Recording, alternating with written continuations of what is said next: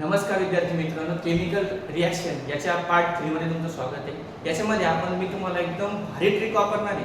Sir मला मेटलची रिॲक्टिव्हिटी series म्हणजे पहिले मी सांगतो मेटलची रिॲक्टिव्हिटी सिरीज काय असते, म्हणजे मेटल कसे रिॲक्ट करतात वेगवेगळ्या मेटल सोबत किंवा ऑक्सिजन सोबत, याला आपण म्हणतो मेटलची रिॲक्टिव्हिटी सिरीज, बरोबर।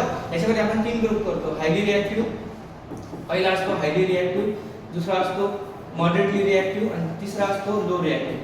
ठीक आहे, तर बघा ही सिरीज दिलेली आहे आपल्याला। आता एलिमेंट कसे बघायचे बघा, सगळ्यात पहिला एलिमेंट आहे potassium, sodium, lithium, calcium, magnesium, aluminium, zinc, iron, copper, silver, gold. बघा मित्रांनो, तुम्हाला माहिती आहे आपण पोटॅशियमसाठी सिंबल वापरतो के, इथं वापरतो Na, इथं वापरतो Li, इथं वापरतो Ca, इथं वापरतो Mg, इथं वापरतो Al, बघा इथं वापरतो झिंक, इथं वापरतो Fe म्हणजे आयर्न, इथं वापरतो Cu, नंतर इथं वापरतो Ag आणि इथं वापरतो Be। मग सर तुम्ही वेगळं काय सांगितलं, तुम्ही म्हणले होते ट्रिक सांगणार आहे। बघा आता हे जे ना, हिला म्हणायचं कट्रीना, काय म्हणायचं कट्रीना, हिला म्हणायचं नाही कट्रीनाने। लिथियमला लिथियम घ्यायचं, डायरेक्ट लिथियम आपण म्हणू शकतो कट्रीनाने का। Mg ला घ्यायचं मागी, काय घ्यायचं मागी, नंतर घ्यायचं Al ला काय घ्यायचं अल्टो, कट्रीनाने कार मागी अल्टो, याला घ्यायचं झेन, काय घ्यायचं झेन। त्याच्यानंतर इथे घ्यायची फरारी, काय घ्यायची फरारी, नंतर क्यू रुबी,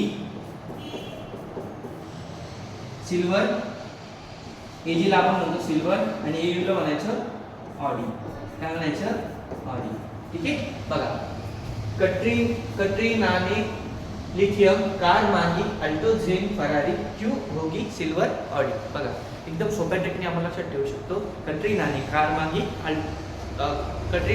मागी अल्टो झेन फरारी फिर क्यू होगी सिल्वर ऑडी। ठीक आहे, मग आता आपण मेटलची रिॲक्टिव्हिटी सिरीज एकदम भन्नाट अशी ट्रिक वापरून बनवलेली आहे। बघा याच्यानंतर आता पुढची रिॲक्शन आहे डबल डिस्प्लेसमेंट रिॲक्शन।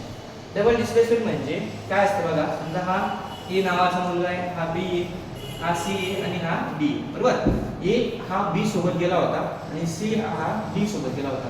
नंतर ए काय म्हणला की सी ला तू माझ्या गाडीवर बस, आणि नंतर बी काय म्हणला तू माझ्या गाडीवर बस। म्हणजे इथं काय झालं बघा, ए बी होता सी डी होता, बरोबर। म्हणजे यांनी काय केलं, यांची जागा बदलून घेतल्या। तसं केमिस्ट्रीमध्ये काय त्यांचे आयन्स एक्सचेंज होतात, काय होतात आयन्स एक्सचेंज होतात। बघा chemical reaction where two ionic compounds exchange ions to form two compounds. ठीक आहे, म्हणजे ते काय करतात एक्सचेंज करतात, ए सी सोबत गेला, बी डी सोबत गेला।